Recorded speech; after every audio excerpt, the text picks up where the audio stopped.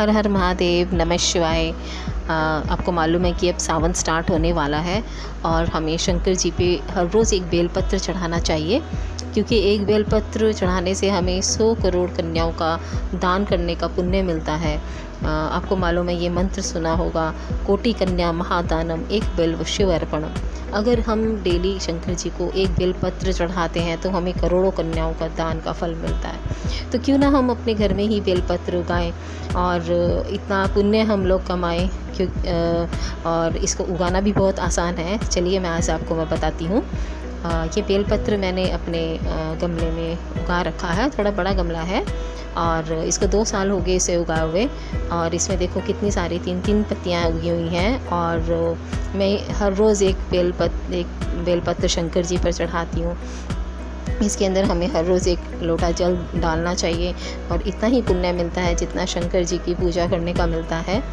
और ये जैसे ही अप्रैल स्टार्ट होता है तो इसमें नई नई लीव्स निकलनी स्टार्ट हो जाती है, छोटी छोटी पत्तियाँ निकल जाती हैं और आप तब से ही इसे बेलपत्र चढ़ाएं। और लेकिन ये मार्केट में बेलपत्र हमें नहीं मिलते हैं जब हम पूजा करने जाते हैं। तो अगर हमारे घर में उगा होगा तो हम इसे हर रोज़ चढ़ा सकते हैं। ये मैंने एक छोटे से पॉट में भी मैंने बीज डालकर उगाया था और ये मुश्किल से 2 फीट का हुआ अभी।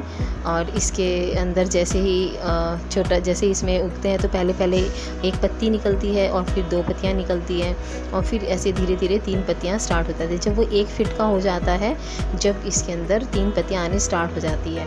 और देखो, और इसको मैं जिसको ज़रूरत होगी मैं उसको दे दूँगी। इस तरह से हमारी बेलपत्र हम उगा सकते हैं और दूसरों को भी दे सकते हैं। बहुत इजी है इसे उगाना।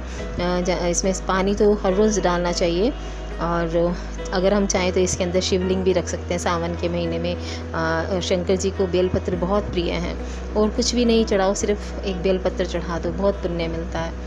और ये मैंने बेलगिरी की बीज मैंने सुखा दिए थे क्योंकि गर्मियों में आते हैं, गर्मी के सीज़न में आते हैं। लेकिन हमें इनको जैसे सावन स्टार्ट होता है, जुलाई में मानसून आता है, तब हमें बारिश स्टार्ट होती है, तब हमें इसे उगाना चाहिए। और इन बीजों को आप किसी भी बीज को नहीं फेंकें, क्योंकि हमारे घर में बहुत सारे फ्रूट्स आते हैं, जैसे जामुन के बीज होते हैं और अमरूद के बीज, अनार के बीज, किसी के भी बीज को नहीं फेंको, सबको यूज़ करना चाहिए। मैं कभी भी इनको नहीं फेंकती हूँ। जैसे हम पार्क में वॉकिंग के लिए जाते हैं तो अपने साथ इन बीजों को ले जाओ और वहाँ डाल दो। और जैसे ही बारिश का सीज़न होता है तो ये अपने आप ही उगने लगते हैं। इनको ज़्यादा पानी की ज़रूरत नहीं पड़ती फिर देने की। बारिश से अपने आप ही नेचुरली इनको पानी मिल जाता है और बहुत जल्दी ग्रो करते हैं बारिश के मौसम में।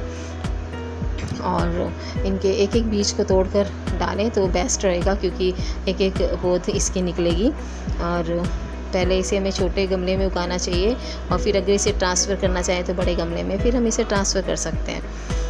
और बेलपत्र उगाने का बहुत पुण्य मिलता है और इनको आप उगाकर किसी को दान भी दे सकते हैं। इसकी जैसे हमारे घर में 4-5 निकल आए हैं तो हम उनको किसी को दे सकते हैं। इस तरह से इनको उगाना बहुत आसान भी है। मैं आपको इनको बताऊं कि कैसे हम इनको उगाएंगे। और हमें आजकल ग्लोबल वार्मिंग बहुत हो रही है, बारिश भी इस दफ़ा नहीं आई थी। अगर हम पेड़ पौधे उगाएंगे नेचुरल तरीके से, हमारी जो क्योंकि कच्ची जगह बहुत कम बची हुई है तो पेड़ पौधे बहुत कम हैं, तो इससे हमारे पौधे भी इंक्रीज़ हो जाएंगे और पानी भी नेचुरली हमारी अर्थ में चला जाएगा। और आजकल हर घर में समरसीवर लग चुका है, क्योंकि पानी तो निकालते हैं लोग लेकिन उसमें धरती माता को हम वापस पानी नहीं देते हैं। ले तो रहे हैं लेकिन उसको वापस नहीं दे रहे हैं। तो इसलिए हमें रेन वाटर हार्वेस्टिंग भी करना चाहिए और पेड़ भी हर एक पर्सन को ज़रूर एक पेड़ ज़रूर उगाना चाहिए।